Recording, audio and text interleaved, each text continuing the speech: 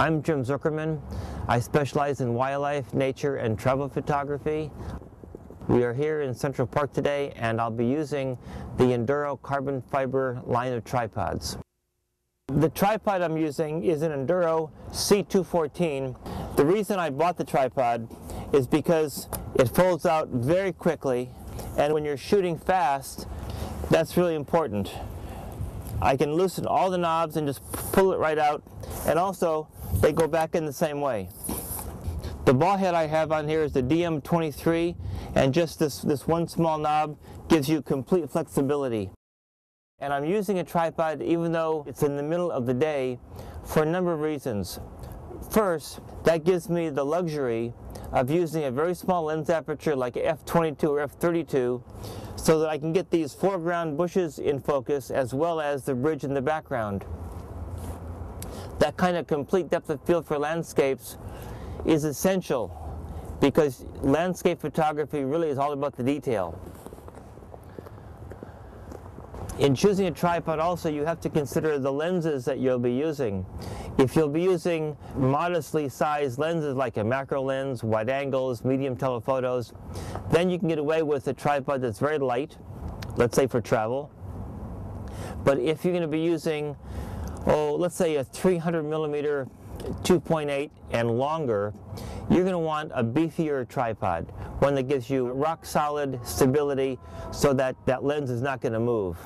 And it turns out that we have some wildlife here, a squirrel and some birds. This head that I have, it's a gimbaled head, and it takes the weight of the lens and basically makes it weightless. It's almost like a gun turret, where I can move this any way.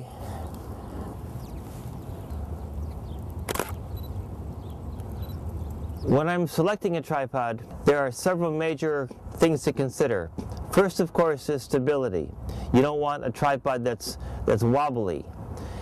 Second, it has to be light, because nobody likes carrying them around in the first place, but since they're essential, you have to, so you might as well make them as light as possible. Okay, macro, what can we shoot? I was looking for a macro subject, and there's a really beautifully shaped leaf here that's just under the surface of the snow. There's just a powdering of snowflakes on it that's really pretty. I've got the carbon 214 tripod, and what's great about this particular model is that it's very, very light. Notice that the center column here is very short, and the advantage of that is that you can extend out the legs and bring the camera very, very low to the subject. When you do macro photography, depth of field is extremely critical. So you have to use a small lens aperture, and so I'm going to use f22.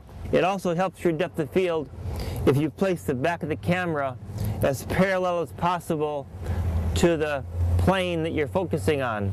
This tripod can also be used in traveling because it folds down into such a short length. It'll fit into any suitcase and even into a carry-on if you want to bring it with you on the airplane. One more thing that I look for in buying a tripod is how well the legs are sealed.